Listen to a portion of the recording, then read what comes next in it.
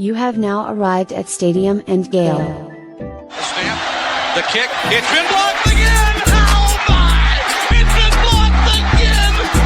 He's going to heave one deep down the field. It's going to be to the goal line. It's going to be caught! It's a touchdown! And the Gators have won the game! Derik Queen! Oh my! I can't believe what I just saw!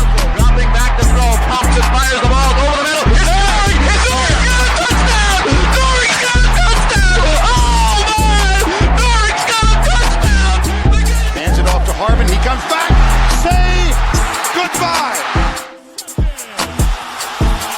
Ahmad Black, in his final game as a Gator, takes it all the way home and sends Urban out a winner. You have now arrived at Stadium and Gale.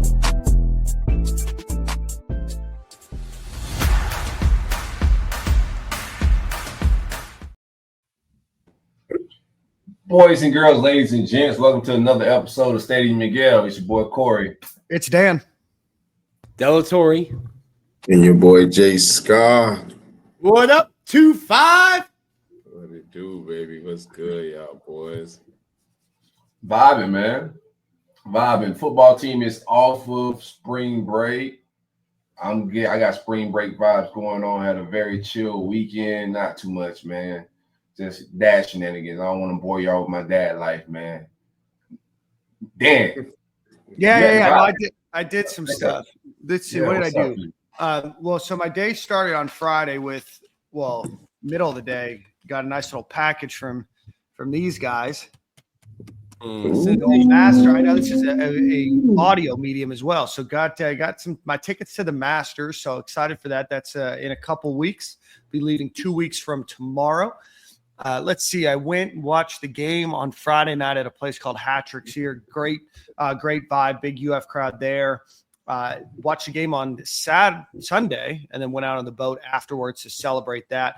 But I want to turn some people on to a musical artist that I found on Saturday night. Easy, Nick. There is a drummer that is also a singer, but he plays like top 40 but famous stuff. His name is T.L. Jenkins, Jentgens. Fantastic. So he performs a lot in the Tampa, Sarasota, St. Pete area. So if you are in the area, I encourage you to go check him out. Usually a little bit outside of like what I would go see. Highly impressed. So incredible musician. Plays drums and sing at the same time? Yeah, full of energy, lights, all of that stuff. There was probably 150 people there. I think tickets was like $15-$18. I mean, but a hell of a show, dude. Played for 2.5 hours. Like No, solos. Like what is he? What kind of drum? Playing a set. Yeah, the big drum set. That's crazy. Insane. Yeah, no intermission. He's got the mic hanging. He's got the music videos in the background, but everything from like Garth Brooks to Korn to Bruno Mars to Eminem and all of it. Dude, it's incredible. Garth Brooks to Bruno Mars is crazy range. That's range. It's nuts. So again, if you're in the area, I don't know the guy. I got asked last minute to go. Incredible show. So shout out to T.L. Jenkins. Tough last name. Yeah, man, you gotta brand that. Yeah. But that was my week. All in all, great weekend. Yeah, I had a pretty chill weekend, man. Kind of getting over it. I caught a little flu this weekend, so I was kind of sick for the first couple of days, but took my talents to the beach, got in that water a little bit, let the sun get to me, so I'm feeling a little better now. But I had a pretty chill weekend for the most part. Like Corey said, I had a pretty dad weekend. I don't want to bore y'all with my dad weekend. Shout out dad life. I mean, Gator basketball was a big thing, but we'll talk about that in a little bit. Nick, you was out there. Spent my weekend. My football gave me an off week, and I spent it in Raleigh. Drove back last night. My thought process was I can leave at 5 p.m. It's a 9-hour drive when you factor in the Elon charging. So got home at like 3:30. Okay. But I would have left at like 9 a.m. today and gotten here like right in time for the show. So I was like, you know what? Let me be rested and ready for Stadium and Gale Monday night, same corner. But they took care of us. My goodness. Florida, the access I have now is incredible with Florida Victoria, but sitting courtside. Not on the right mic. Me or you? Me. No, go ahead. Great listeners. There you go. Sitting like courtside, Zach Alberverdi, shout out to him. Fumbelina had a ball come towards him, just dropped the bag, dropped the ball. Oh, man. Got to see who the real athletes are on press row. Tough one for Zach. Sorry, Zach. But, yeah, really cool. Walt hit that dagger 3 right in front of us. I saw a replay. And I'm kind of like watching as the play goes back. And you can kind of like in the bottom right hand of the screen, you see Graham Hall just like put his hands on his head, lean back, like what the heck? Yeah. Well, it's up here with his hair. But yeah, really cool, man. I haven't covered a lot of basketball. That was actually my first tournament game that I've been to. That's dope. I'm actually jealous, but we can always find to cover those games. So I will not be in San Francisco. Okay, but if the boys go 2-0 out in Cali, I will be in San Antonio. I might slide out there with you, my boy. Churros with Chuck on the river. I need a reason. I'm telling you right now, we make it that far, I am dead, my boy. I don't care if I'm watching it in a bar down the street. Well, I miss some like celebrations. I didn't celebrate right, bro. Like I had a good time when we won a long time ago, but I ain't really celebrated right. This time I'm gonna celebrate it real righteously, man. Right there in San Antonio with the boys. You gonna have like a steak? I might. I might, bro. I ain't gonna. Boys have to win. Out of the rim. The Gator boys have to win. Get some red meat back in your life. Pause, man. Yeah, easy, man. Yeah. That was tough. My bad. Yeah, I mean, shout out to you, Nick. I forgot that you had talked about maybe going. I'm sure you were busy and everything else. One of the best restaurants I've ever had in my life was up there. So if you ever find yourself up there, let me know because I've got a spot for you. But it's a Laotian restaurant. I forgot what it's called. It's going to come to me in a second anyway. So any of our listeners that are in Raleigh, Beatamanda, one of the best restaurants I've ever have been to in my entire life.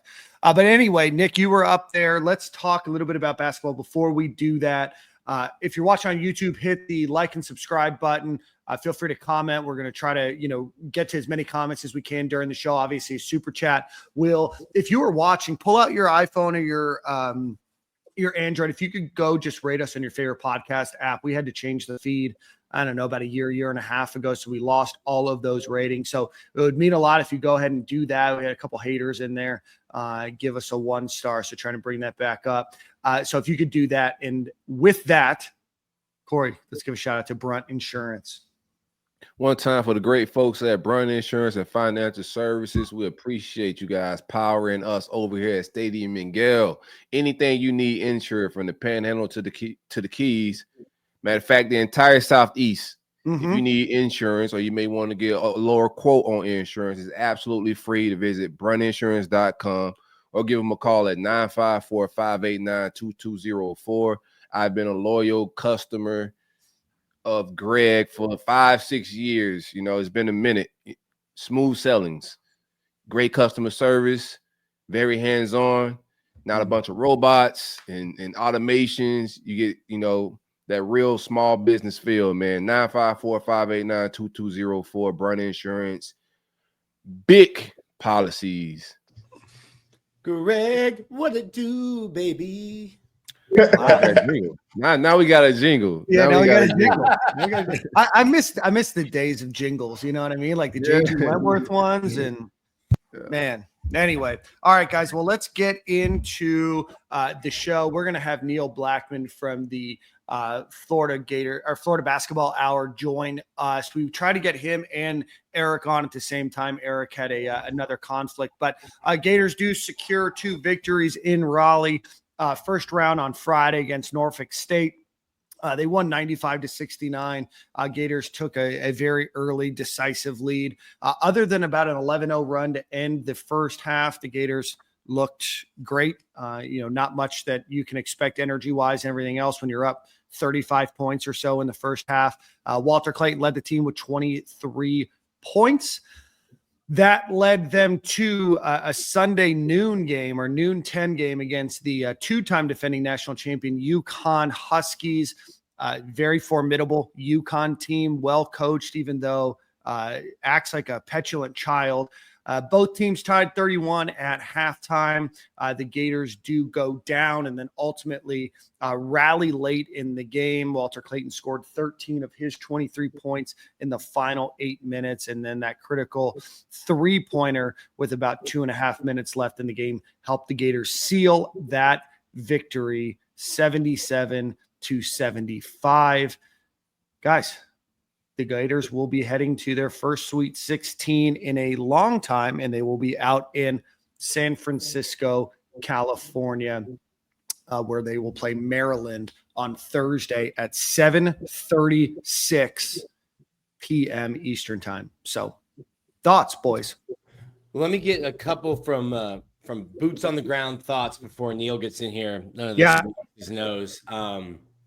One, I was present for this. I was able to walk in before, there's a cool down period, but I'm not really a journalist anymore. Hold on one second, Nick. For everybody that's listening, that the question is, Nick, were you present for the locker room headbutt? He definitely headbutt that boy. He did not headbutt him. That was he did not. I don't think it was contact made. Yeah, he would have fooled me. I thought he connected with that. I kind of walked in after Todd, and the edit that Florida Gators MBK put out started at the end of what Todd opened up with, and you heard a big go. You've probably heard Tom Brady say it a lot of times towards the end of his career, a little LFG. It was a loud LFG from Todd. The locker room erupts. Really cool. I know that a lot of people don't have these experiences, so it's I'm not trying to brag about it, but just trying to bring you there. The environment and the vibe right after that game was just incredible. And then after both games, right after, were incredible. And then just talking to the mindset of these guys. After Norfolk, I'm asking them questions, and it's we weren't good enough. We didn't. I'm And they were basically talking about the 11-0 run, and Todd went full Will Muschamp, punched a whiteboard, and they're up double digits, at halftime. And it's really cool to see. They all have their number one seed with an underdog mentality, and they've all said this, Belmont, Iona, FAU, Marshall, Washington State. He goes, none of us were highly recruited. We all came from some small school. Nobody wanted to take a chance on us. And they have, despite being a team that's only lost 4 games all year, and despite being a number one seed, they have this mentality of we have to earn everything. And we are still proving ourselves. And we haven't proved anything yet. Micah Hanlogden straight up said, we knew we were a championship team before the year, and we're just enjoying being able to prove it to you guys. The confidence, we're bordering confidence, cockiness, but there's also still that edge of we weren't happy beating Norfolk by what? I think they covered the spread because they just barely missed the spread. A little backdoor cover for the Spartans. Trust me, I think the spread was 28.5. I think at one point it got up to 30. The Norfolk State coach did mention in his post-game presser that nobody laughed at. I thought it was hilarious. He's like, I told you the Gators weren't 30 points better than us. It's you made it all your agenda to cover that spread, brother. He was like, y'all tried us with that 30 right there. We show you so. Yeah, he it's funny. Eric said hey, this shouldn't be a 15 seed when we had him on before. 16, 16, sorry, yeah. And was interesting. It's an HBCU. The Spartan mascot, a black mascot. I looked at him I don't know if That's factually correct, historically correct, but I appreciate I it. don't know if a plush alligator Yeah, man. with, I don't know, with man. a hat on, Yeah, I mean, I and don't a think, dress I on don't think is- alligators No, are I walking get- on 2 legs. And I get new history news every day, bro. You just never know, man. Maybe they Hey, got some news we ain't get yet, bro. Who knows, man? But- They get the knowledge. But I did talk to I Smarty. was watching their coach do his media, like with the local Virginia media, and I said to him after, I was like, "Hey, man, like this is a really good team. You guys played tough. Look forward to like seeing you guys back here. Really cool guy." He said to his media, he was like, "All right, we'll see you guys. We'll see you guys back in Virginia. And he's like, and then we'll see you back here at the same time next year." Just like kind of like what Eric said, he's built his team to win their league. And then it's tough when you're a mid-major, a small school like that, having to go up against a team not only as talented as Florida, but also playing as confidently and as well as Florida has been this year, especially down the stretch. Yeah, we've got Neil Blackmon here. Obviously, it'd be Right. a fantastic addition to this conversation. Neil, brother. Yeah, you got to slide over to your Yeah, right you a got to little bit. slide There you over. go, There bro. you go. There you are. Yeah. I want to see that beautiful mug. All right, Neil. So we're just getting into it. Oh, geez. We're just getting into the conversation here. I think Nick's playing around with things that he shouldn't. So Neil, thanks for joining with Florida Basketball Hour. We had your co-host Eric on last week to kind of preview these 2 games against Norfolk and then either against UConn or Oklahoma. And the Gators obviously take the Norfolk UConn route, squeeze a game against UConn out there at the end, show a relentless effort to keep fighting. I know there's some other teams in the past, decade or so that would have thrown in the towel, but this team didn't. So, Neil, from your perspective, give us your rundown from this past weekend. Well, I thought the first 15 minutes of the Norfolk game were kind of as good as they can play, and then the middle really as good as anybody can play, right? And then I think I wouldn't say the middle 15 against UConn were that bad. Like, I think when you look at the box score, like UConn just played at an incredibly high level. They played their best game of the season. And then, it's 61-56 with 4 minutes to go.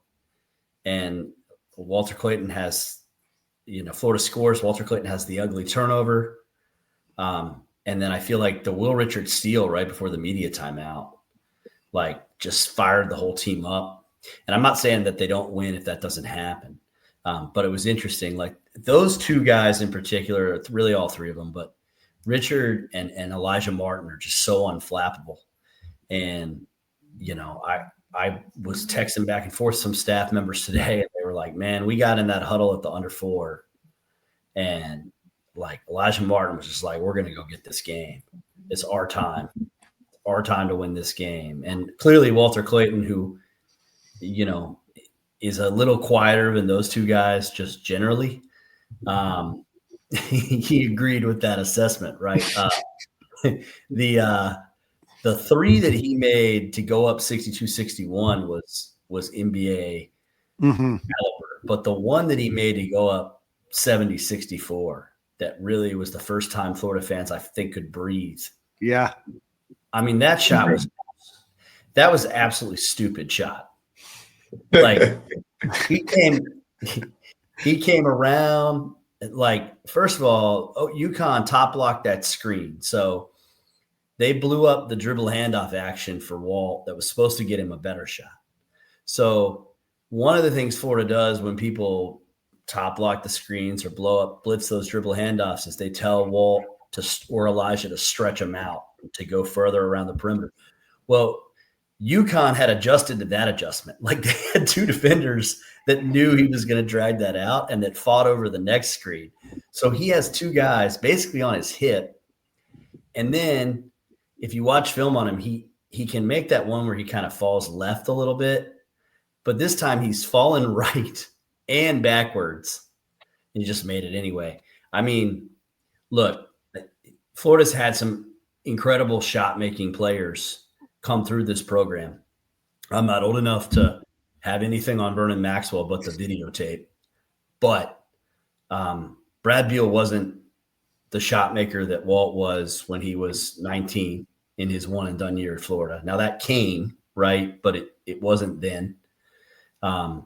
Nobody on that 2014 team, in fact, like that probably was their biggest deficiency, was they didn't have that player. And then in 2006 and 2007, I don't really know, like Torian wasn't breaking anybody down really. Humphrey was a guy who could shoot. Horford, Noah, there wasn't that guy either. Like Mike Rosario is probably the closest thing that Florida had to that type of shot quality, and he was a third-team All-SEC guy. Like, it's ridiculous how good Walt Clayton is. Mm-hmm. And I don't know how much people truly – I don't even know how much I appreciated that until maybe the last few weeks of the season when he had those bad few games, and Todd challenged him. Like, Todd went in to a practice, and it's not necessarily Todd's style to rip into a guy in front of – like he'll rip into the team, but he did pull him aside. He was like, you've got to play better. Mm-hmm. Like, you have got to play better. This 3-4 turnovers, 3 for 13, 4 turnovers, that's got to stop. That's not you. It's time to go. And, yeah, I mean, Walter Clayton, Will Richard, and Elijah Martin are obviously the reason that they won that game yesterday. Mm-hmm. But Walter Clayton's ability to make just absolutely stupid shots is why UConn went home. And it's why, like, you can hate Danny Hurley, all that drama that you want. I do, yeah. And I get it. Dan's like, yes. Yeah, no, I absolutely 100%. do. Like, I get all that. But Danny Hurley knew that a lot of people in the country picked Florida to win the national title. And he had won the last 2 national titles. And he put together the best game plan he's put together all season. Mm-hmm. And he got his guys to play their guts out. Facts. And when he said, we lost with honor, like, it's hard to argue with that point. Like, yeah, played awesome. And Walter Clayton was just the best player in the building. Yeah. Yeah. Like I asked Walt about that. It was almost like, sorry, but it was like that. you got it. To beat the champ, you have to be the champ. You have to beat the champ, and it was almost like that wasn't the last 2 UConn teams. They've lost a ton of talent, a ton of the guys that won those back-to-back championships. But it was almost like they didn't blink. Florida, I was in the middle of looking up the stats, but like Todd wants Florida to shoot 25 threes a game, at the low bar. And I looked up and like late in the second half, and they were at like 18. Yeah, and it was because UConn wasn't allowing them. They were fighting through screens. Florida, like you said, had to go to those like dribble handoffs. And to me, it was just kind of like at no point did UConn look like, oh, this game is out. We're playing a team that's better than us. We are the underdog. They never looked like that. And I think it was kind of just it speaks to the culture after the whining. It speaks to the culture that Coach Hurley has built up there in Stores. And it was a team that was ready to go 15 rounds and stand in the middle of the ring and just trade jabs and trade hooks. Yeah. Yeah, I think Hurley definitely out-coached Golden. Talent won out, right? And our guys, like, they just turned into some dogs and did what they had to do to get that win. But from the switching on defense, like we were in a headlock in an old-fashioned pickle, man. Mm-hmm. We couldn't figure it out on either end of the court. They had our number on tape. So Hurley definitely brought that team ready, preparation-wise, game plan-wise. A lot of things I thought we had advantages at with like big men in the paint, rebounds. They out-hustled us. Like, they came in prepared, man. What do you think our fix is? 'Cause I think 2 games in a row, our defense has struggled with the switching. Like, what's going to happen there? So I think Florida's defense is better when they sit in the gaps and switch a little less.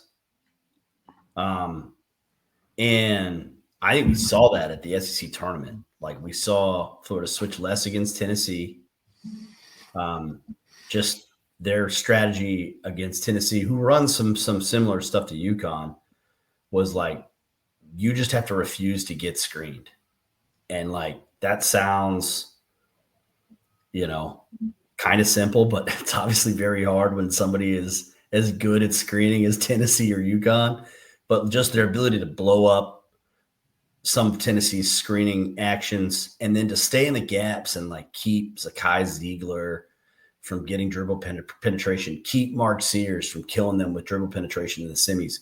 For 2 games, Florida switched a little less, stayed at the gaps more. I think they thought we haven't – this is just – and this is speculation. I knew they were going to switch a lot because I had chatted with people, but I didn't know that they were going to not kind of sit in the gaps as much. And I think the idea was they don't have anybody necessarily that can kill us off the dribble. So we don't have to worry about the gaps as much. And so we can switch off-ball actions more. But Florida, UConn is ready for that. That's what people do.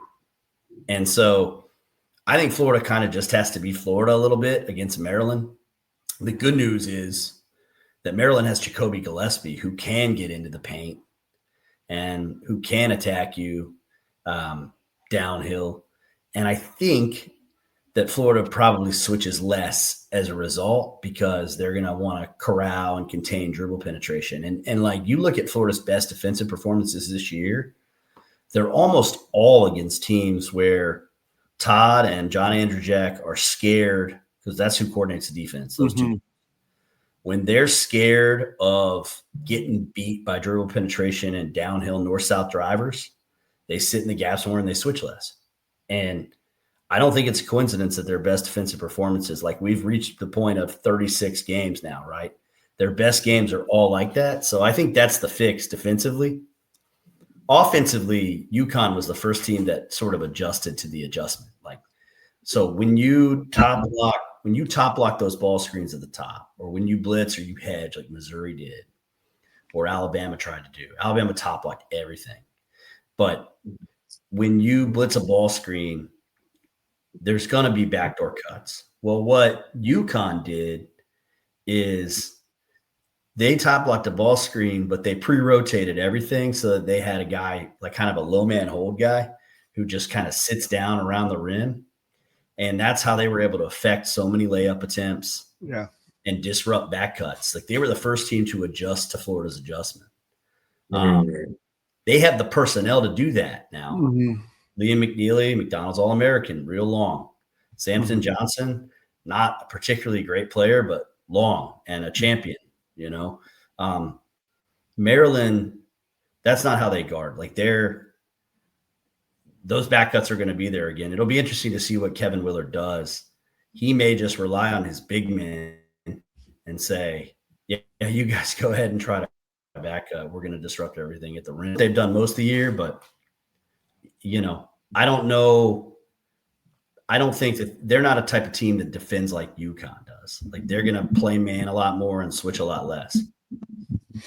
Neil, I want to ask how important – I mean, obviously, Elijah Martin has had a couple of great games, and I think on Sunday it really showed his experience. How important do you think for this roster now? I know they have an older roster right now, but how important do you think his experience, going deep into the Final Four with FAU is to this team from a leadership perspective, experience perspective, and just ultimately being able to lock in at the task at hand?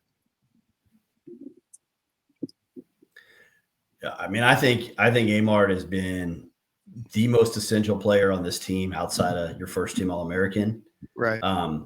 He's just so consistent from his approach to his, let me go guard their best guy on the perimeter all the time. I mean, Solo Ball had a nightmarish game yesterday, mostly because he's getting chased around. Even the 3 UConn made at the end of that 3. And, I mean, he made it with Elijah Martin playing pitch-perfect defense. He just happened to make a 28-foot shot. A little revenge for the Aberdeen shot at the end of the Tennessee game from the Hoops gods. But whatever. I mean, I think Amart, just the way that you can scout around him, too, defensively, who's going to get primary responsibility on somebody's best perimeter score. It makes your scout a lot easier. And then he just fights for everything. Like there's never going to be any quitting that guy. Look, if Florida wins 2 more games, he's going to make his second NCAA all-regional team. I think that's pretty much locked up after that performance against UConn. Yeah. Assuming he plays decent in these next 2. And what a story that would be.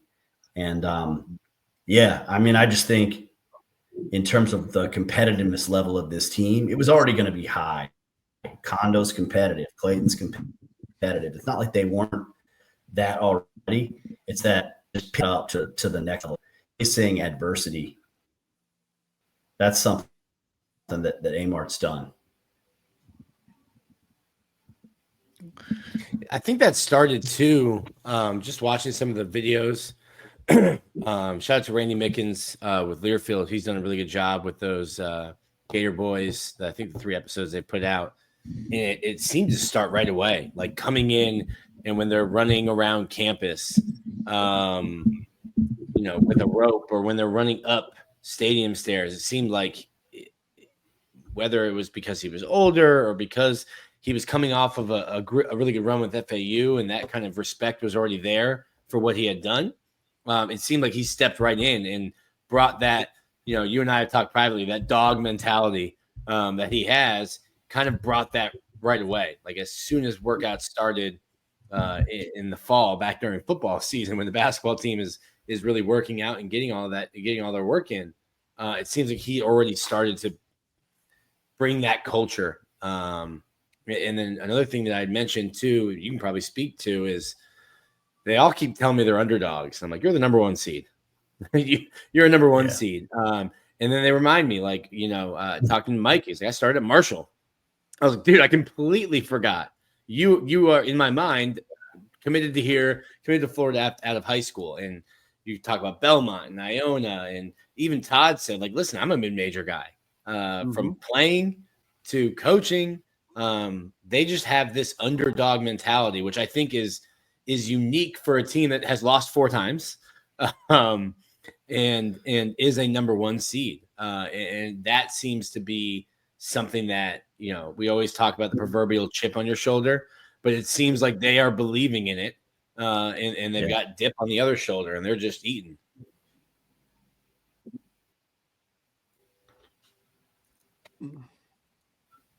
You left them speechless. Yeah. No. I mean, look, I think I had a lag. Look, Amart has talked to me about thinking that that they feel like it's a privilege to be at Florida. Like Amart used the word gift. Like what a gift it is to get to play and compete in the SEC was what he told me. And he said they think that because they don't have a guy that's really supposed to be here except for Zay Brown. Zay Brown is the only 4-star recruit on the entire roster.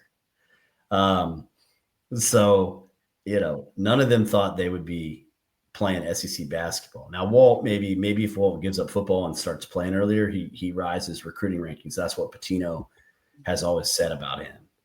But there wasn't ever a guy. There's not a guy, not even Alex Condon, who's a projected late first-round draft pick, probably coming back, but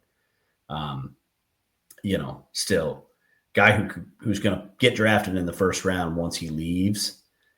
He had 3 offers, 3, Tommy Houck, 4 Power 6 offers. It was the Power 6 then, now the Power 5. And his mom has said, I don't even think that the 4th Power 5 offer, which was Illinois, was serious. Like Illinois offered like a couple weeks before signing day. And they didn't think, he's not actually going to take us. And I don't think Florida felt like they were going to lose, but it gives you an idea of like the mentality. And that's the thing. Like, so they're playing UConn, and it's the 2-time defending national champs with McDonald's All-Americans on their team. And that Silk's still right. Like talent still won out because that's how good the evaluations were by this staff.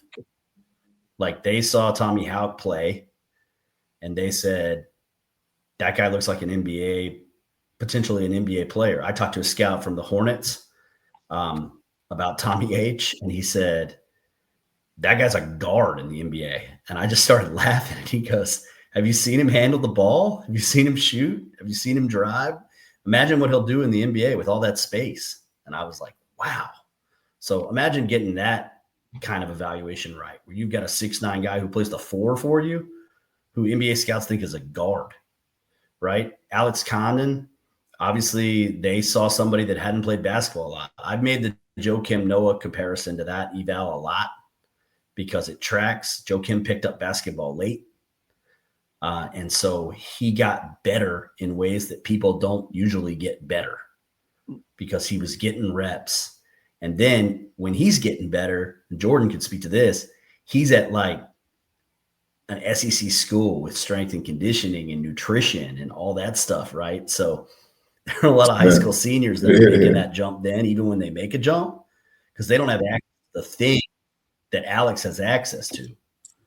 So they just hit on so many of these evals. I saw people tweeting about like, oh man, this Florida second team would make the NCAA tournament. They're backups. And it's like, all right, let's not undersell what a job they did putting this roster together. Like this is just hit after hit after hit. But it's also the commitment to developing these guys too. Like the fact that Carlin Hartman is one of the best big man coaches in America.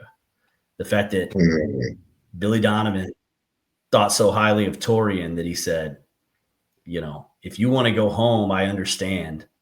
I will call Todd Golden and tell him he should give you a job because I think you're one of the best young development guys in the NBA. Right. So all of that, it all comes together, you know, and yeah, I mean, they play with that chip on their shoulder because they know they play for Todd too. This guy gave us a chance to play in the SEC. And so like Elijah said, what a gift that is, right?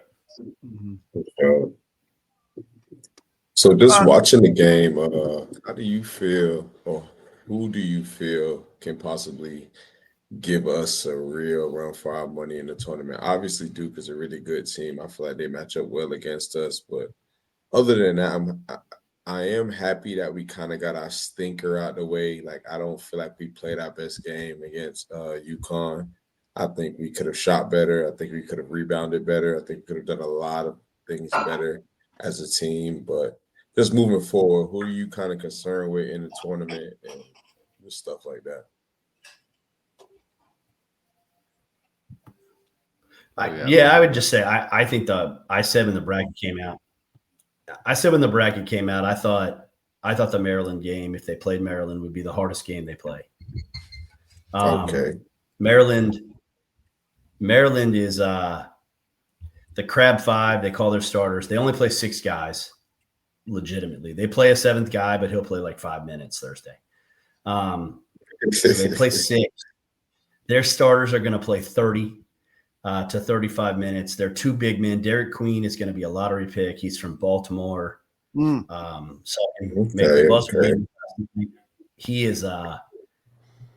a problem. And he's going to be a big challenge for Alex Connon and Tommy Houck. And then Julian Reese. Monteverde Academy team.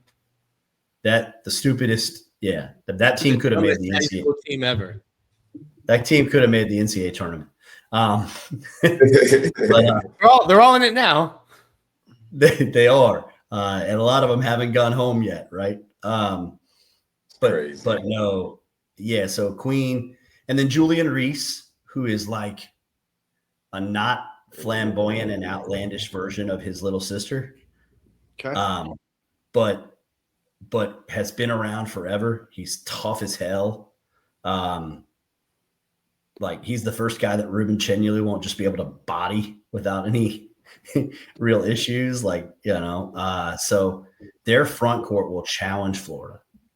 And so then it becomes Maryland shoots the 3 really well. They shot 38% on the year from outside. Very good 3-point shooting team. Yeah, that's good. So can Florida do what they like to do, which is prevent you from even getting those 3s up? And then are Florida's guards that much better? And then what happens when Maryland gets into foul trouble, which they will. In all of their losses this year, that's been the issue, except Michigan State, where Michigan State hit like a 60-foot shot at the buzzer. Even in that game, they played the last few minutes with 3 guys with 4 fouls. So, Florida can wear them down, but that's a game where the Gators don't want to get behind. I mean, yeah, I feel like that's what I'm saying. I'm glad that we got the stink one out the way, because if they was to get stink against these boys, there's no coming back like we just did. That's right. Maryland's so good defensively that they will snuff it out. If they get a big lead, that'll be curtains. I think this is Florida's toughest game potentially until the final against Duke. I really believe that. I think that's a much-watched game. What do you think about that buzzer beater by Maryland? You think that was a travel? It looked like a walk to me, man. Yeah, it was a travel. It was a travel. What would be the argument? Yes, I saw Doug Gottlieb saying it wasn't. He probably should worry about winning his own basketball games, but it wasn't a travel because it's a gather. I don't know if that's an NCAA rule where you're not going to count, I love it. Your gather. I love that Doug is a college coach and he doesn't realize that there's no such thing as a gather. Right. He was going after it was Peter, I forget his name, works for ESPN. Pete Thamel? Yeah. No, not Pete Thamel. Peter Burns. Burns. Oh, that's a travel. And then Doug shot in like, no, it's not. And I was like, Doug. Yeah, it was a That's travel. why they were like 3-28 this year, Nick. Yeah. Well, maybe the gather stat. Maybe Doug's team should travel more. It was definitely a travel. Look, the question in college basketball is, when does the dribble end? Does that make sense? Like, no. So once the dribble ends, in the NBA, the gather rule is like the dribble ends and you gather the ball, right? So there's no gather in college. It's just, when does the dribble end? You start counting steps. So it was 3. Yeah. From when the dribble ended. 3 long ones too. So it's a trap. I texted a couple refs. Yeah, I texted a couple refs yesterday, and they were like, "Yeah, that was a travel." I saw Matt Norlander from CBS. He tweeted the same thing out. Like, yeah, I was texting the head of refs of the Big Ten. He said, "Yeah, that's a travel." So he got away with one, and it sets up an epic matchup. Colorado State, Florida was a mismatch, man. So I was looking forward to it. World of Florida Gators the only basketball. thing that I think that potentially allowed us to avoid was like a 10:09 tip off if Colorado State was playing, just because they try to get that crowd in there. I had a tough time. Neil, you know that I'm a casual when it comes to basketball. I have no problem admitting that I wasn't very good when I played. I was always the guy that in those ball near the end. I was a passer, right? I have a really tough time with that's not a position. Just stood at the top of the key every once in a while. I got to fire one off. Neil, one question that I have, and maybe you can help me. There was a foul called on Ruben Chinalu where the guy from UConn landed on him, jumping over him to get a ball. Classic over the back. Classic over the back, and he landed on Ruben Chinalu. And I'm struggling with some of that kind of call. So do you know what I'm talking about? And could you explain to me why that's a foul on Ruben? Yeah.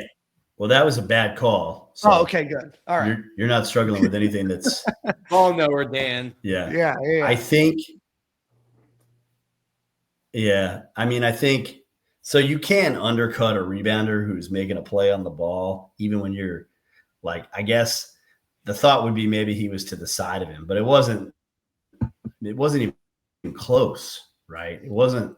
Florida lost the game when I was a wee lad to Gonzaga. That at least the play was close, like Casey Calvary. Now, don't tell Brent Wright it was close, okay, or UD. But all right, I'll put it. The Gonzaga player comes over the back and gets the run and the putback, and so Florida lost in the Sweet 16. This wasn't. I mean, that was a preposterous call. So no, you didn't miss anything there. Okay. There's another one where Will got a foul. He slipped on a wet court, and a guy ran into him and tripped over him while he was on the floor after slipping. He got a foul. And then there was one. I think Bobby Hurley instructed his team to flop on what turned into they ended up calling a flop. But both guys went flying as if they were hit by an F-150 doing 60. Trying to get off as Florida's trying to inbound. And he lost it. I was surprised several times. It's really cool when you sit courtside how much you can hear. Surprised several times that he didn't get teed up. And there was a couple times where the ref just turned to him and was like, shut up. Like, stop, done. Yeah. They're the times this year that I thought Todd Golden was like precariously close to getting a technical foul and did not. And Danny has a few this year, so he clearly crosses the line. I don't know what Todd does. I don't know if he just asks. Does he ask them about their family before the game, or who knows? But yeah, saw that Todd picture is of your daughter. so far awesome. really good great. Really at growing towing that line. Yeah. Yeah, just because like Todd's animated, man. Yeah. Now you were there. I mean, like Todd, there are things that he's fiery. We get Pat again, he'll finally snap. But yeah. Yeah. Well, I'm glad, I think that Danny Hurley acted like a clown. I think after the game, his comments to Baylor were clown-like behavior. And then to talk about going out with honor and then to blame refs. It just, I don't know. He just seems like a real loser to me. But Neil, I know that you've got some time commitments and we really appreciate you coming on the show. You can follow Neil at NW Blackmon on Twitter or X. Go listen to the Florida Basketball Hour with him and Eric Fawcett. It is going to be the best breakdown of Florida Gators basketball. Two very, very intelligent, smart guys. So, Neil, we appreciate you coming on the show once again. And as a podcast, we all wish Lizzie a happy belated birthday. Hope you guys had an awesome weekend together celebrating her birthday. Yes. Thanks, guys. Appreciate you all. Thanks for having me. Awesome. Thanks, Neil. Blessings, bro. All right, gang. Let's get a quick ad read in for our friends over at Home Field Apparel. Go visit homefieldapparel.com. Get the shirt that Nick is wearing. Or go get, they have the starter jackets back, or they're home field jackets. They look like starter jackets. Those are back in. A bunch of new things dropped for basketball. They have a corduroy hat as well. So go visit homefieldapparel.com. Use promo code Stadium and Gale at checkout. Get 15% off of your order. Again, homefieldapparel.com, promo code Stadium and Gale. I was trying to get, I was doing my normal social media promotion trying to get that starter jacket. Did not happen. If you're listening to this, don't send it to Nick for home field, but don't send it to Nick. One. No, you already finagled a free. Also, this guy's a merch grifter, man. Yeah, he is. He's still holding on to a bunch of cups that belong to us. They're all at the office. They're at the office. Nick's gonna start giving them out to. We was all right by the office. Why you ain't give us? Yeah, that's what I mean. It wasn't there. We were supposed to have them before the Lagway event, and they unfortunately came later. My wife will start giving them out at her job. So no, she won't. That's the thing is she won't. She won't. So go visit Home Field Apparel, and we'll talk about Game Time Sidekicks here in a minute, guys. Any final thoughts on basketball before we move on? Again, the first game will be on around 7:00 on Thursday. I still got my. Oh, go ahead, Nick. We got blessed. It could have been a 10:39 tip. That's what I'm saying. If we were playing Colorado State, I had a feeling that they were going to throw that 10:00, 10:39. So blessings to us here on the East Coast. That 10:30 tip is demon hours. No need for that. That's a fact. I'm still changing baby butt around that time. Oh boy, I'm out of it at 10:30. I ain't even gonna lie to you. These watch days, boy. I'm deep in sleep. I wish my son's up before the sun is up, and I mean that. Trying to tell you. But yeah, last thoughts on my take for the Gator basketball is, guys, I have them to make the Final Four. Put my dollar on it. And I sprinkled a little something for him to win it just for my Gator pride. But a little sprinkling? It's a little sprinkle on it, but I put a little something more to make the Final Four. So your boy's all in. And if anybody on this show ain't all in like I'm all in, I don't even want to say it. But yeah, still love y'all. But we should be all in. We love the Gators, y'all. Stop it. Yeah. Hey, I like I think Maryland's a decent team. I think they're a good team. Not decent. I think they're a good team, man. And I just don't think they're deep enough. I just think our bench and our is just going to be a problem for everybody. Duke is loaded. That's going to be that's probably like on talent. They're probably the best team in the tournament, right? I think but so. It's just, yeah, but them natties, bro, like they just come. You need some grit to get them natties, bro. Like to win these tournaments, you gotta have a different type of grit, bro. So I like us to beat Maryland. It's not gonna be an easy game. Don't quit at halftime. If we're down by 1 or 2 points, or if it's tied like y'all did this week, do not lose your minds. It's okay. Jeez. It's tournament. Like, dude, I'll be honest with you, tough, man. Yeah, dude, watching the timeline, especially that 4U timeline that pops up, and it's like a bunch of people that I don't follow. But I don't know how half of Gator Nation, and maybe they are, isn't on some sort of 20 milligram pill of blood pressure medication that they have to take multiple times a day. So just enjoy it, like if the team's down, it's not a terrible job by the team. Like it happens, like there's a team fighting for a national championship on the opposite side of the court. Like just enjoy, do your job as a fan, right? Like you can, be passionate, but geez Louise. And Rob Eds, I see your comment about my green screen. If you want to see my green screen live, join my Twitch, Scarlet Fever Inc. How about that? Hey. I know it's not up, buddy. So the Gators will play Maryland. The winner of that game will play the winner of the Texas Tech and Arkansas game, and the winner of that will represent the West region in San Antonio for the Final Four. So 4 SEC teams still. No, 1, 2, 3, 4, 5. 6, 7. There is 7. That's what I thought originally. So 7 SEC teams still left out of 16. So SEC holding strong. All right, guys, you want to get into Nick? I guess we can talk a little bit. Let's just give a quick rundown on some news and announcements here.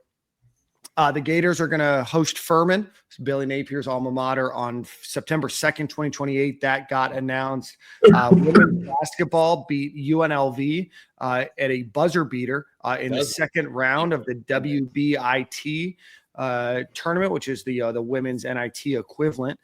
The assistant basketball coach, Kevin Hovde, Hovde, is going to be the new head coach at Columbia. I think he'll stick around with the team through their championship run, and then he'll head over there. Women's gymnastics is going to be ranked 3rd in the upcoming NCAA championship. I think they had the best performance of the year, if I remember reading that correctly.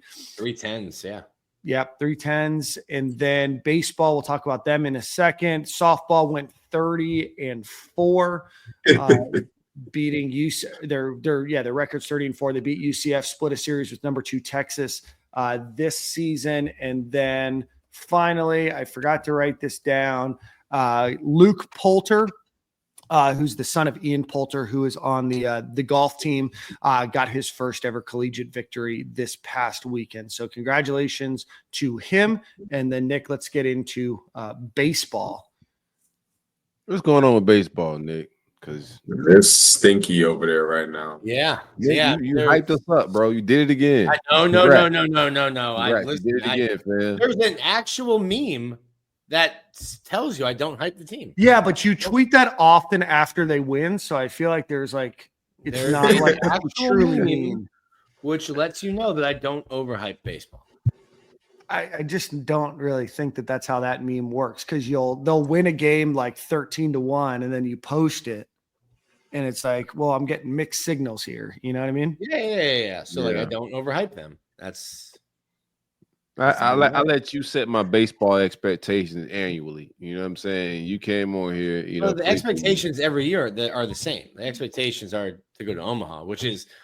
It's a wild expectation, and that's what I've kind of told fans about. Like, there's a couple over 300 teams, 300 and change teams, and only 8 of them get to go to Omaha. It's really tough to get there. Mike Martin got there A lot of times. 11 24? times, something times, never won. Like, it's tough to win the last boy, baseball. we getting spanked like Omaha. Yeah, but let's never call even it an spade. option. The way we getting spanked, Yeah. bro. Every time I cut on his basketball scores, I'm like, bro, what is going on, bro? You can't let They Jordan rulers. 3 back-to-back. Yeah. So let's run through. So there's some injuries. It's not like you lose your starting center fielder against Miami. You've Bullpen lost kind of nasty too. Yeah, you've lost 3 guys in the bullpen. 2 are freshmen.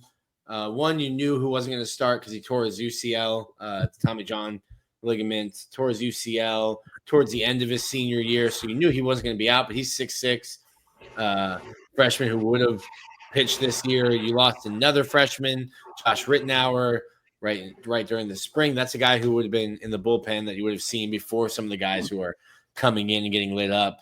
You lose your best left-handed arm in Frank Menendez for Tommy John. He's out for the year. This weekend, Liam Peterson, his arm is sore, so he gets scratched from his start. You're already missing Pierce Capala, who I think is going to forego having shoulder surgery to try to rehab. He's starting to throw this week, doing a throwing program to hopefully get back, but that's a sad. Basically, this weekend you had one guy starting on the weekend who was an opening weekend or an opening week starter on the weekend, Clemente, and he's already missed time with back issues. So they're just banged up. Your starting second baseman's only played half the games. You lost Ty Evans for about a week and a half. Like they're just banged up. Yeah, when you put it like that, it makes a little more sense. I think I don't know. But like, I didn't watch any of the games. Yeah, I didn't watch any of the games live. I went back and watched. Shout out to Wheels on YouTube. I don't know how his page is still up. He puts all the games up, takes out all the dead time, takes all the dead time. I mean, he's not gonna be up now. Like, you snitched on him. No. I've been promoting Wheels for years. I've been promoting Wheels for years, and my guy is just a 3-hour baseball game, 13 minutes on YouTube. Hell yeah.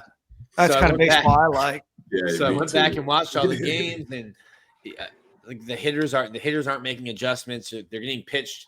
So in baseball, you need to make adjustments between your first at bat and your second at bat, your first and your third, your second and your third. Florida got pitched the same way all weekend and didn't make adjustments, and they're striking out and flying out. I don't know that they have. Obviously, the team is built differently, and I like the way that they're built. They can score in multiple ways. Last year, it seemed like everyone was trying to be like Jack Caglione and hit a 7-run homer 500 feet, and that's not everyone's game. They've just got to figure it out. They've got to get guys going. Luke Heyman has really gotten going, but you got to get Ty Evans going. You got to get Blake Sear going. Bobby Bozier was in a massive slump. He was 1 for 22 before the weekend with 10 strikeouts. He had a good weekend, but you just got to get guys going. And right now, nobody's going. And sometimes hitting is contagious. And when no one's hitting, that becomes contagious. So you're really banged up on the mound with not a lot of answers because a lot of these injuries are either season-ending or long-term. So you need other guys to step up. Aiden King, I think he gave up 4 or 5 earned on Friday. That's going to happen when you're 18 years old and you're pitching on Friday night in the SEC, but he's a stud. And you get Liam Peterson back. I really like the 1-2 punch of Peterson Friday, King Saturday, and then you're going to have to figure out Sunday. Tomorrow or today, depending on when you're listening to it, Florida FSU in Jacksonville. I won't be there. I'll be at football. That might be an ugly game. FSU lost their midweek starter to an injury. They're scuffling a little bit. That might be a football score tomorrow up there. Jacksonville. Yeah. Well, hopefully they can turn it around. Still a long season ahead. Gators are ranked 19th in one poll and unranked in another.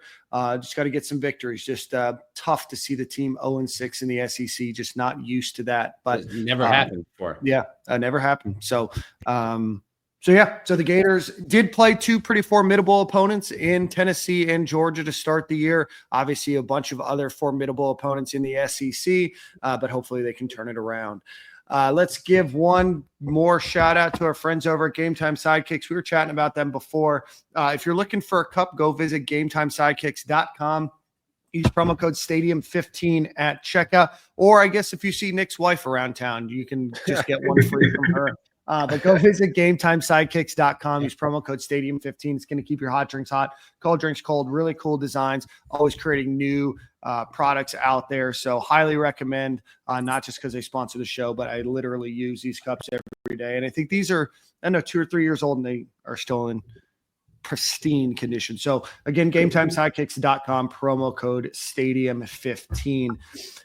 Boys were on spring break on the football team last week. Should be back at practice tomorrow. Yes, which is Tuesday. Yep. So yeah, the team actually, we can probably smelling like tequila.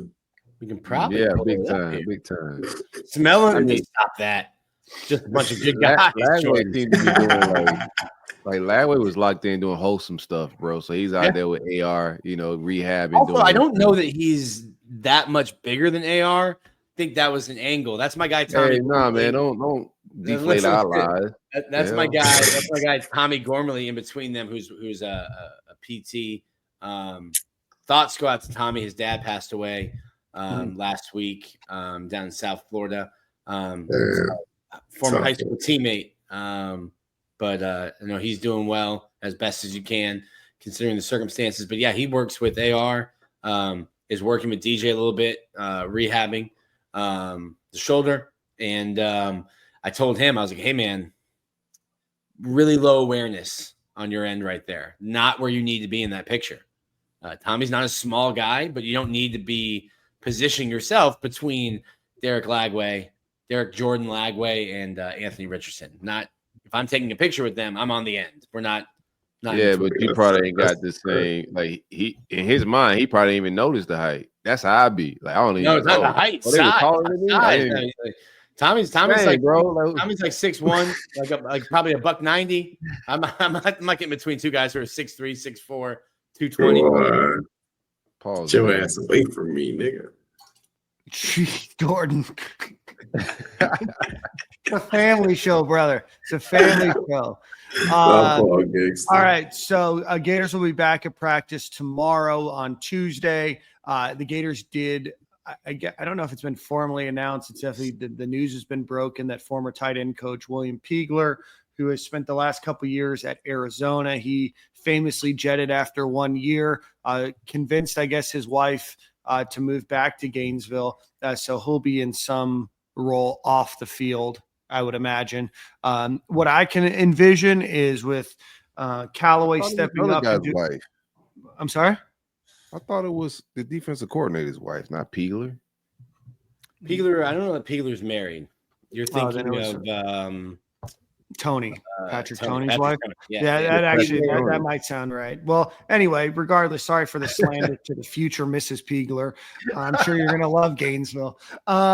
So with that, what my thoughts are is potentially you bring him back because Callaway's going to be, doing more from what we hear as offensive coordinator. Yeah, no, I know. But what I'm saying is his focus could be on the tight end. I'm just postulating here what his role could be. But again, a little bit of everything, man. That resume is wild work, bro. Yeah, I think on the offensive and defensive line. Yeah. That boy's coached kickers, punters, offensive linemen, tight ends, running backs. Like he's a real jack of all trades, master. Yeah. Hold on, I'm going to share this, Dan. We're not going to get in trouble for sharing this. Very good. Katie Turner shared this. They had a little home run derby. Here's Billy Napier. I don't want to speak out of turn. I think that's Tim Walton probably giving the front flips there. Okay. Well, nobody can see the screen, so we'll let you know what our thoughts are. Let you know. I was sharing it. All right. We'll here, man. We'll do this. No, Nick, just what did you do? I touched nothing. There you go. All right, now you can hit the play button. Nick notoriously not following Katie Turner. Wow. A little home run. A little knock. I think I could take Napier in a slow pitch softball home run derby. Okay. All right. Well, we can raise some money for NIL. I think that's an event we could put on. Yeah, I like that idea. Yeah, that's a good event. I love that idea. I don't know how much money we would raise. Millions. Has to be in the millions figure to it get me out. out there. Dozens of people, I'm sure, would be Hundreds itching of to come dozens. watch. No. Let's not get Hundreds of carried away dozens of here. people. Let's not get carried away. You do the math. About halfway through spring practice, March 12th or April 12th, I believe, is the spring game. So a couple more weeks before then. Anything you guys are itching to see other than Corey? I know you're going to say, man, stay healthy. Health. That's stay healthy. That's my bag right there, bro. Get healthy and stay healthy. Get healthy. Duck. Yeah, get healthy. Get healthy. We got a lot of guys out with banged up, bro. So that's my biggest. I didn't mean to cut you off, Nick, but that's my biggest concern right there is just getting out of this. QB1 is out, so I don't know if he starts throwing a little bit later in his camp. Not expecting it at this point. Defensive backs banged up. Defensive tackle banged up. Linebacker, we got some guys out there. So youth getting some experience is a good thing, right? We know what a lot of these starters can do, but some of those guys that are backing up the young freshmen at safety, even at defensive end with Jaden Woods, those guys better to get some reps. You may have to call on those young boys this fall, bro. So, just get back healthy.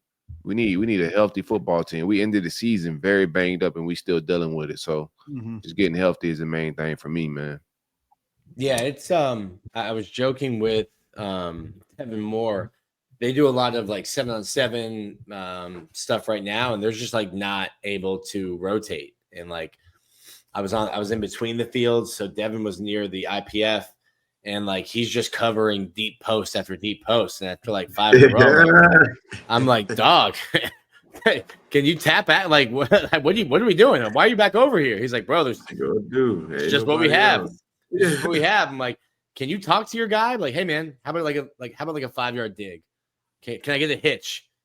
We're just running I'm like, it's a track practice out there for the DBs and the safeties. Yeah, I personally love it, man. I feel like I bet you do. It's something that young dudes in this position probably never really get.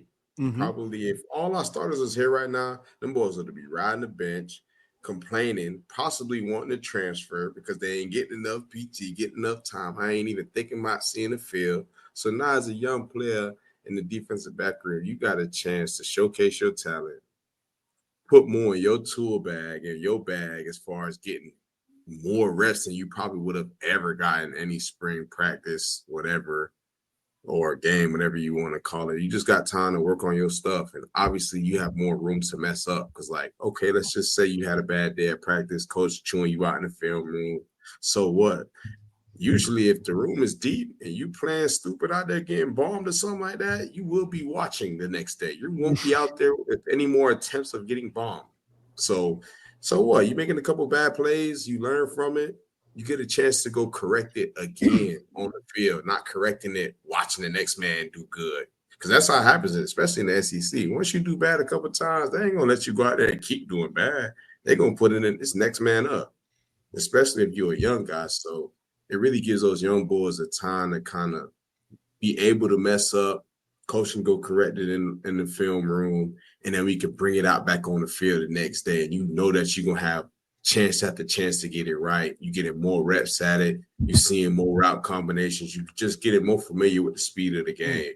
Because a lot of these guys coming from high school, they were the best player on the field. They didn't have to be fast and have to be smart mentally to be able to, they can make plays with making a mistake. You can drop to the wrong side and still make the play on the other side of the field because you're just that talented. It's not going to be like that each and every week playing this game anymore. It's going to be fast throws, fast catches, and fast dudes running. So, and big dudes running at you downhill. So, just seeing all that and having to deal with all that for our young guys, I love it right now, man. That's just showing me that we're going to be ready for the season. And I really don't care who's back there because, shoot, they should be ready. Look how much work we're getting in. And I feel like our backups, obviously DJ's not throwing or anything like that, but I feel like our backups can get these dudes as just as good as look as anybody in the country because I feel like we got a lot of good things. Receivers has a depth, like an amazing depth. Anybody out there can go start anywhere else. So yeah, I love to see that, man. Obviously, I don't want our guys banged up. I want the best guys on the field, but I'm just trying to make it positive, man, because it's definitely some good coming out of this. It doesn't look good right now because we all banged up and everything all over the place. It looks chaotic. QB1 not throwing, all type of mess. But I don't care. That line sounding good though, man. It's good buzz about the O-line. I don't care if he don't throw one ball this spring. As long as that boy ready in September, say less. Well, hopefully ready August 31st, but yeah, also you know what I yes. mean. Yeah. But it's LIU, so even if he's not, well, hope you're ready for the I want them LIU reps. I need them LIU rep. Yeah. I mean the receiver room, it's super deep. Running back room, super deep. I think the starting 4 that you have, and I'll even go 5 with Bryce Lovett. Fletcher Westfall's making an impact. I want to see. Almost called him Kingsley. Jason Zandamello come back. It'll be interesting to me to see. There's so many guys out who've had these nagging injuries. One, me, 19 to 22, I would be hot if my coach was like, "Hey, by the way, take your iPad with you on spring break, and we'll see you." In a week. Like, coach, do you think that was the difference? You ain't going to see Nathan on those watch hours on the iPad this week, Coach. Nothing. Do you think that's why they're playing Division I football and you transferred from D2 football? No. D3 baseball. Or baseball, I mean. D3 baseball. I'm sorry. D3 baseball. Do you think that could be part of the reason?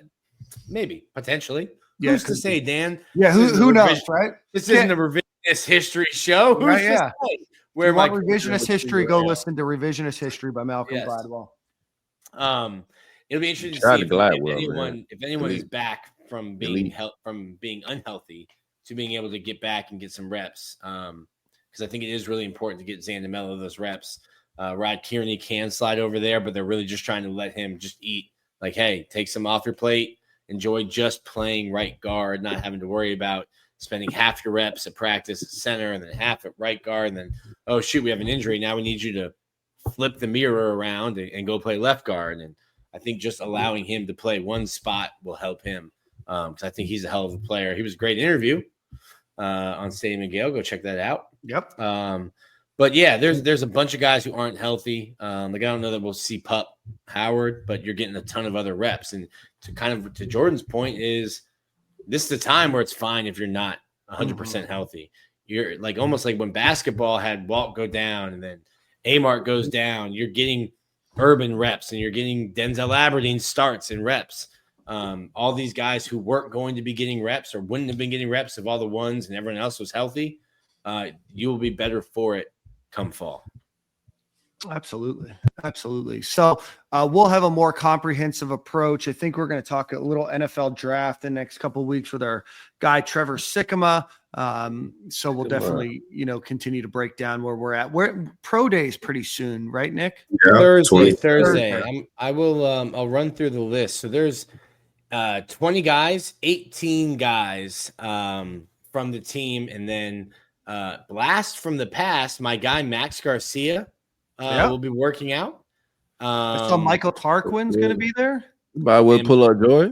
Yeah. Nah. I don't know. Please, man. Hey, Max out there, bro. You might well pull up. So Max had a bunch of like personal stuff going on last year, but he had played 9 straight years. Took last year off. He's been back here in Gainesville working out. I've talked to him a couple times. Had him come by the office. He wants to get year 10. I think obviously. Probably a point of personal pride to hit that kind of benchmark. Sure. 10 years in the NFL. I think it is on the show. I know, man, so I can hit him up. Shoot, I was texting Max today. I'll see Max tomorrow. Nick, I looked it up. 10 years. Talking to Max ain't even discussed the show. Like, I know. I'm telling you. Good job, Nick. But good job, Nick. I think, Nick, I do think one of the things that is important to note is for Max Garcia, if he plays 10 years, he's eligible for a lifetime pension. So your 10 be pretty dope. I know it starts at 3 years or 3.1 or 3.2 years and then goes up. But I think that 10 year is a big delineation. for what that could mean for a lifetime. So certainly wish him the best of luck as he comes back. So Nick, you said that you had the list. You got the list. Yep. Okay, give us the list. Elijah Badger, Triquez Bridges, Cam Carroll. I've seen him working, getting back. He's obviously gone through a ton. Yeah, get back to be able to run. He's going to try to do anything he can do. Jeremy Crawshaw, not sure what punters will do, but he'll be there. Brandon Crenshaw, Dixon, Chim DK, DJ Douglas, Jaquavion Fraziers, Cam Jackson, Shamar James, Montrell Johnson Jr., Jason Marshall Jr., Graham Mertz. Excited to see Graham Mertz coming quickly off of the ACL surgery.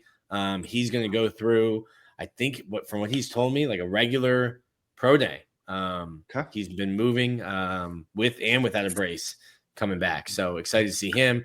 RJ Moten, Joey Slackman, Des Watson.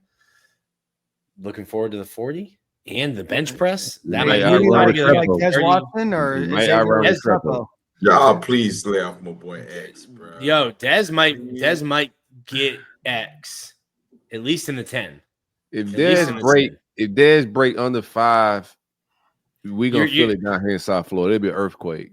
If Des runs what Restrepo runs, Corey will get banned. Why is Restrepo being? We'll get banned on Twitter. No, we'll be on the backup account. 100%. I know I'm a Gator boy, but that's a little dirty, bro. Y'all I get it. I like it. I like it. I think listen, you got game. Shout out to Nick Hicks. Like, that's not Nick Hicks.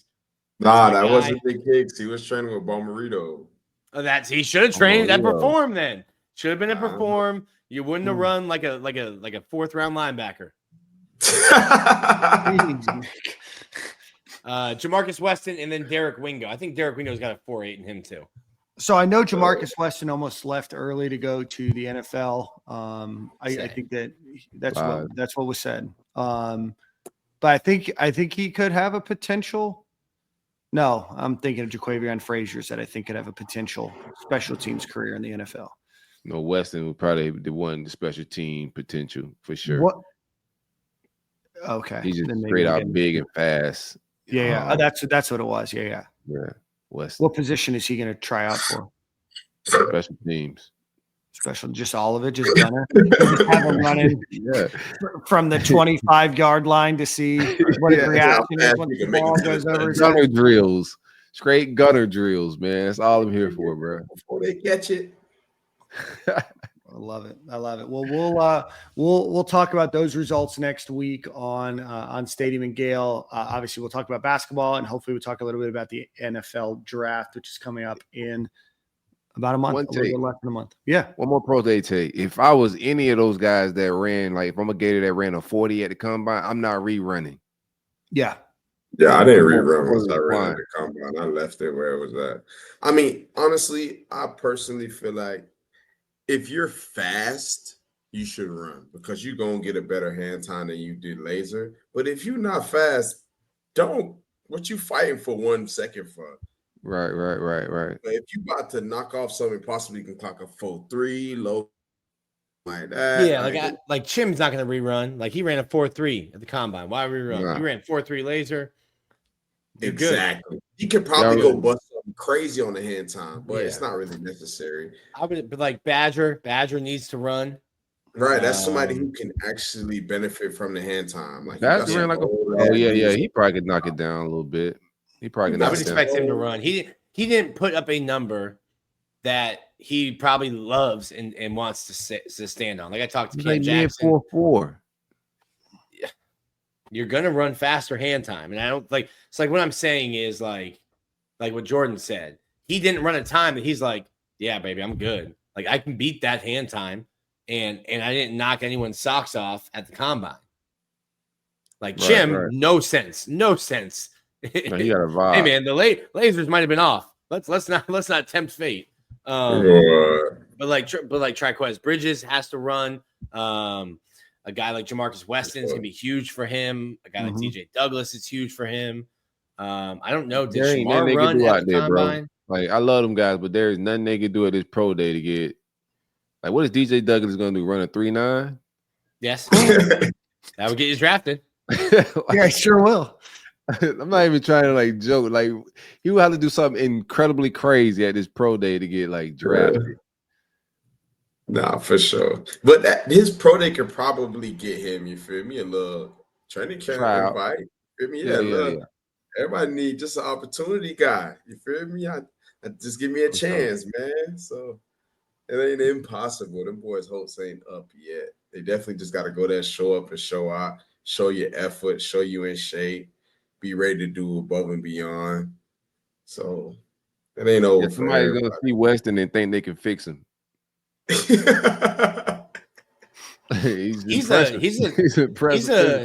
He's going to have an incredible pro day. Jaquavion Fraziers and Jamarcus Weston will have incredible pro days. They are gym warriors, who will jump out of the IPF. They will run with like the DeLorean with fire coming off the tires. And they're gonna feel comfortable being back in their own spot, lifting off their own bench and shit. You know what I'm saying? Those are guys who will win the day tomorrow. Then you gotta put 5 years of film on, but they will win the day tomorrow. Tomorrow or Thursday? You know what he meant. Same thing. Well, no, I'm just clarifying for the fan. Thank you, Jordan. This guy always coming at me, Jordan. Well, no, this is just about being a factual podcast. I don't want people glued to Twitter tomorrow taking a day off to follow your tweets about pro day, and it's actually on Thursday, and then all of a sudden we get hate mail and people wanting restitution for skipping work. You know what I mean? Yeah, I'm gonna be down there though, Nick. I might probably pull up on you. I'll be there. I think I might be on the field and not over where the rest of the media is. Fingers crossed. Yeah, I'm gonna be on the field. I'm working out like Max. Got that 5'1" coming. You feel me? I definitely will pull a little 4.8 right now, bitch. I ain't okay. How long? You think you're faster than Xavier Restrepo right now? Off the couch. Leave my boy alone. No, I mean that's what you said. That's just what you said. I probably could pull off a little song right now. I don't know how good it'd be. I probably got a good one in me. Then that hard to get the racing. Do you think the second run would be a hamstring pull? Very, very likely. I'm a lot of old fashions in since working out. These muscles got nothing but liquor in it now. Liquor's a good filler. Who do you guys think is the first Gator drafted? Good question. That's a great question. Thank you. Really good question. So I think I think your options are probably between Brandon Crenshaw, Dixon, Jason Marshall. Yeah, I was thinking O-line. Yeah. They're just not ranked super high. Like when you look at a lot of the draft buzz, but it really only takes obviously. I don't think we're going to have a round 1 or round 2 guy. I think Brandon Crenshaw Dixon is my pick for the first off the board. Maybe. Yeah, I think we got a third or fourth round. Yeah. Round 3, maybe late round 2 for being nice. But, I mean, it only takes. DK. I think DK be the first to come off. I think that 40 was impressive. He had a good workout. Him is solid. Yeah, put me down for DK in like maybe third round type. And second, I got Cam Jackson. Like I don't know if I'm off there a little bit, but I think Cam Jackson tested well, size, multiple years of film. I think Cam Jackson either for me, Cam Jackson or Chim DK. Yeah, I think late third is the earliest we'll see someone go. But that's why I said like I don't know. I would say over under 2.5 Gators drafted in the first 2 days. I might take the under. Yeah, first 2 days. I think once it starts though, first 2 days is 1 through 4. Right. And then day 3 is 5, 6, 7. Or is day 3 4? No, I like us to get 3. Yeah, I'm about to say I think once it starts, it's gonna keep going. Yeah, I think Dixon, Brandon Crenshaw, Dixon, Cam Jackson, Shim DK, And then I guess Jason Marshall. Yeah, that's 5. Either Marshall or Badger, one of the two. Or Badger, yeah. Or one of the two, I think could go like. So over 2 over-unders. Over under 2.5 drafted within the first 2 days, which is the first 4 rounds, and then over under. Answer that one first. I was on the under there. I'm going under. I think we have some 7th round guys that could sneak in, like maybe a Montreal Johnson. I don't think Montreal's a 6th round guy. Yeah, I think he's a 6th or 7th. I mean, Badger's a day 3 guy. Let's run through the list here real quick. These are just the combine guys because these are probably the only guys that are going to get drafted, right? So you have Graham Mertz, probably undrafted, right? Especially after injury. Montreal Johnson, 6th to 7th round, maybe. Yeah. I think Elijah Montreal Badger. gets drafted. Say again? I think Montreal, he tested very well. I think he gets drafted, but I think he's 6. He's a 6, 7. 5 or 6, I think. Yeah, I got him like 5, 6 round. I wouldn't be surprised if he goes 7, but I don't think it's. Jordan knows that position's just not valued, and you're a guy with a ton of wear on your tires. A ton of wear on your tires.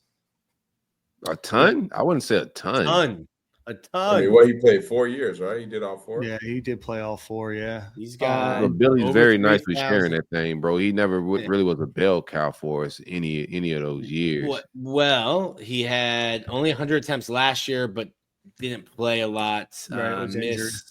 Missed 3 games. Some injuries that may knock him down though. He had 152, 162, 155. He's got over 500 carries. Or right around 500 carries in 4 years. He's got a lot of wear on his tires, and then just had never had injury problems, and then had 2 injuries his senior year. It's just not a position that the NFL values. They've literally changed the game, the rules, to benefit the passing, to get more scoring because it's more exciting and more people watch. But the best teams in the league have good backs. Yeah. You need a running game to win, bro. I think Montreal just tested very well. Like I do think he does have some stripes against him with injury, and he does have a lot of carries. But I just think he tested. It was like one of them generational tests. Like he performed very well in every workout. And then these guys value that stuff. We see guys that jump up the draft board that won't even know that go run a crazy 40 and they jump up. So I think it kind of balances out with Montreal. Right, I think there's some wear and tear there, but I think the film is really good. I think the 40 translate on film. Like when you see the Miami game, he got ghosts. You see the LSU game, he got ghosts. Like we've seen him go 0 to 100. Like so, the 40 time translate. He's balanced runner. He could pass pro. Like I don't know, man. I think he goes like 5th round. That's why I got him pegged at like 5th round. Just looked up. Jordan, sorry to say this, but Shamar James ran faster than Xavier Restrepo. Bro. I hope that maybe we should have put Shamar on him in the game. That's what we should have did, bro. Should have. No, he's got that wiggle. He's got that wiggle. Turner runs because he had Turner in the blender the whole game. We think Turner run about a 5.5. No, Asa Turner's trying to come back. He got hurt. Yeah, he's hurt. Come back. All right. Hold on. You got any more Montreal Johnson thoughts? No. I mean, like Silk's right. He tested really well. He's super productive. I'm not basing it on him. I'm basing it on I don't think the NFL values that position.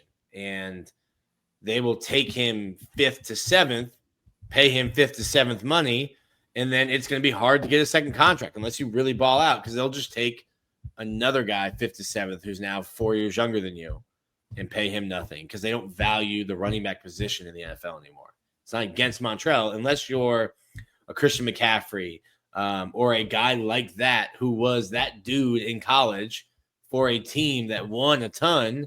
And you're talking about the draft, bro. You got to go for the second contract, bro.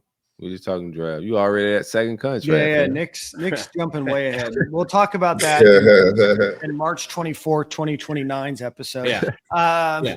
Elijah Badger, probably a late round guy. I think he could make an NFL roster potentially. But still probably a late round guy. Shim DK, guy that was probably not on any draft board before the Hula Hula Bowl and then the Senior Bowl and then the NFL Combine. He could certainly rise. Some mock drafts have him somewhere in like the 200 to 230 range in terms of draft stock. Brendan Crenshaw, Dixon, Cam Jackson, those are two of your higher rated guys. Shamar James did choose to leave with an extra year of eligibility left. Probably wasn't going to come back to University of Florida in that case, but did choose to go to the NFL. What are your thoughts on Shamar James and where he might get drafted? I think he needs to run. He tested well everything but the 40, but I think he needs to run at that pro day and get that friendly clock. I thought his technique wasn't, like you could tell guys that went through track programs and got that sprinter, work ethic. You feel me? Some of these guys just know how to run. So I think he can better his time, of course, with the stopwatch. But he tested well outside of the 40. I think everything else kind of tested that he, it hits like what you see on film translated in the workouts as far as explosiveness. So I think he can make some money at the 40.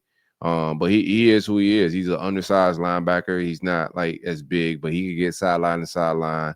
On tape, he covers pretty well. He's definitely put his face in the blender. He's down to come in there and play physical in the run game. I think he can play every down, but how much they value a guy like him? Like if he had Weston size, like I will even put him higher because the likelihood of them using him on special teams being bigger would be a thing, right? So I think he's a mid-round guy, bro, like 5th, 6th round pick. But he need to better his 40 for sure this week. Yeah, I'm pulling up. So he was 6'1", 222 at the combine. 8.5 hand, 31.5 arm. They had him his production score at 60 from the Next Gen Stats, which is the 24th ranked linebacker at the combine. Athleticism score, they had him at 63, which is the 25th ranked linebacker at the combine. That 4.69 40-yard dash, while it might make him a slot receiver at Miami, I think I agree with you, Silk, that he probably it wouldn't hurt him to run again. He's not going to run slower on the turf at the indoor on a hand time than he did there. He's only going to make his time better. Wouldn't be surprised if he ran. Somebody always say they got Shamar first off the board. That's interesting. Am I lagging to you guys? Yeah, a little bit. How about this one, Silk? My guy, Nature Gator, who loves me. Marshall and Jackson in the 3rd round. I don't think. Marshall's definitely in the conversation. That injury, he still ran pretty well. He got good film. I thought he was had a great season until he got injured. Yeah, I take that back. Good go, Nature Gator. I like Nature Gator's take there. I like Marshall to be the first guy off the board. Now that we say that. Mm-hmm. Yeah, I'm pulling up their thing. So his he ran a 4.49. Don't see him running again. Do you think he would run again? I wouldn't. No, I think he's cool, man. Go get him a little 4.33. I don't know if you're taking 4.4 to 4.3 unless Urban Meyer's got the stopwatch. You see, that's what happened with Joe Hay. Joe Hay ran like a 4.6, and then I'm about to say, bro, that hand hand time to laser is literally can be a 2 whole seconds. It depends whose thumb. It depends whose thumb. Yeah, you got some old behind scouts clicking that stopwatch, dude. Jordan's like, you got some old white-haired people over there going, boys ain't on point with it like that. They're eating barbecue at lunch and slipped. Sorry, missed that one. Start. Yeah, I guess it is a 3.37. Right. It's about right. But Jason Marshall, his production score from the combine was the 33rd ranked cornerback. His athleticism score, how he tested, he was the 13th ranked. I think he's just unfortunate with the injuries, but he was having his best year before that season-ending injury. And I think you will look at the production he had before the injury. It's not really something like, it's kind of like a freak injury, shoulder. Like, listen, you're going to have shoulder injuries if you're tackling. It's kind of a freak injury for him. Not really a pattern of, his shoulder's bum. Yeah, he could be the first one off the board. I think he's probably first off the board before Brandon Crenshaw Dixon, who had a great year. Somebody else here, I'm trying to find it.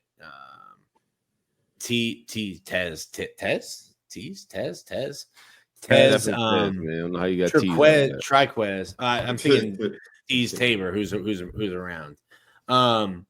Bridges, I think he's a late pick, but I think he's a guy who will make a team because, and what I always tell guys, Jordan's probably heard this. The more you can do, the more positions you can fill, the likelier you're going to be on a 53. And he has shown he can play nickel, outside, safety, and you can probably put him on all 4 special teams. So he fills a lot of roster spots for you. I think I keep taking my hat off to him because he came here to play safety. He was not playing safety in Oregon, wanted to come here to play safety. They gave him a shot. You had the injuries that you had at cornerback. And not only did he unselfishly go and do it and not say, nah, man, like I signed here to play safety. I need this safety film. Not only did he go and do it without pouting, but played at a high level when they put him there. So he's someone who I'm interested to see how he runs. He's super long, athletic. Interested to see how he runs. Jesus has always been slow.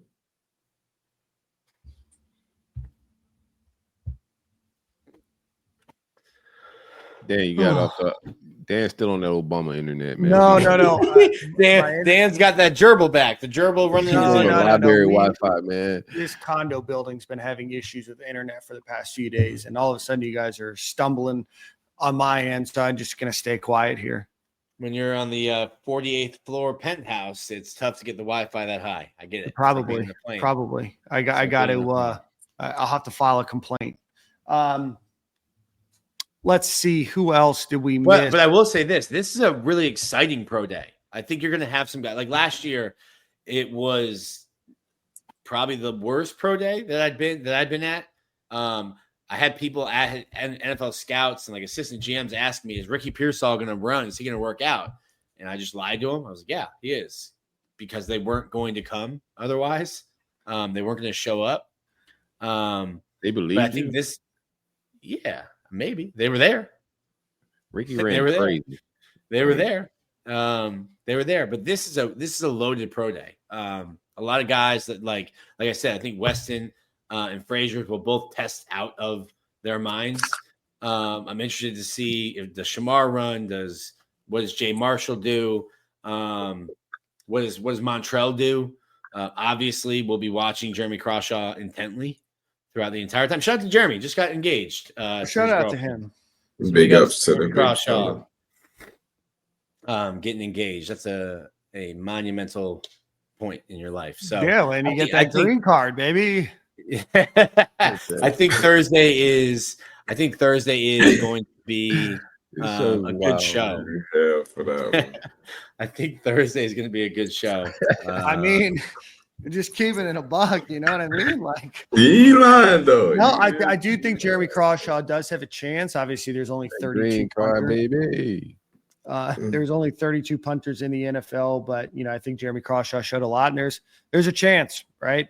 You got to stay ready, and you got to be stateside if you're going to stay ready for the NFL. So that's real. I don't know how it works with international students, Nick. Maybe you can find out, but work visa. Yeah. Well, he's not a student anymore. He's I know. A graduate. He would have been on a student visa. I know that because when he did work with us with Florida Victorious, he had to. We had to do all of it when he was back home. But I think if he were going to go to the NFL or make an NFL roster, you're now on an O1 visa. You are. Yeah. Yep. So they didn't join. I know way too much about visas working in the industry that I do. So we'll save you guys the details. Maybe we'll talk about visas next week. But well, with that, we will have a better idea of how everybody does next show on Monday. I hope everybody had a great show. Let's do one final ad. Read our friends over at Alumni Hall. Go visit alumnihall.com or go visit them in Gainesville on Archer Road. Let them know Stadium and Gale sent you. But anything that you want, all of your football, golf, and every sport that the University of Florida has, go support them as well by buying it at Alumni Hall or at alumnihall.com. All right, guys, before I do my Saratoga sparkling water face dump before I go to the end of the night, any final things that you guys want to touch on? Don't forget bananas, man. Yeah. Got to rub the banana. Yeah, where was your Saratoga, Dan? More of a Fiji water guy. Oh, okay. Dan was flexing. Saw your picture on Fiji is Twitter going. today. I thought you were going to have a. I thought you were No, gonna I lock in for the stole. I show. stole that picture. Oh, I thought you were going to lock in for the You know show. what I mean?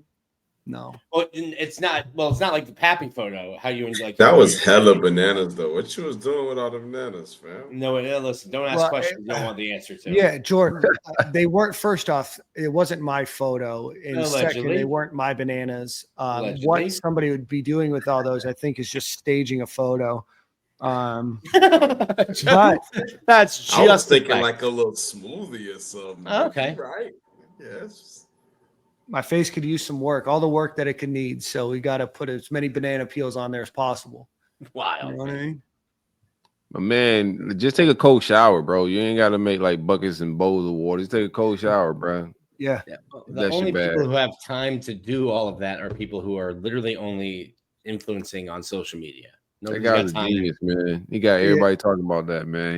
They did what it's supposed talk to of the do, town. He wants to talk of the town. You know, if you don't know what we're talking about in about a week or two, it'll be on Facebook, and then in about a month it'll be on LinkedIn. So if you want to know, you'll get it in a week, Nature. Yeah. Wait for it to hit Facebook. Jeez.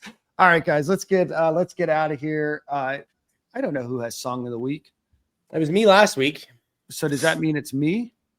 I don't know what the rotation is. I just know that I went last week. Yeah, I don't know. We'll keep track of it going forward, man. Yeah. Our song of the week rotation is about as healthy as Florida's weekend rotation right now. So we'll dial in with football hit, bro. Right now we're just unfocused bunch, man. Yeah. So we've got we'll play Circles by Audion and Ruby Prophet.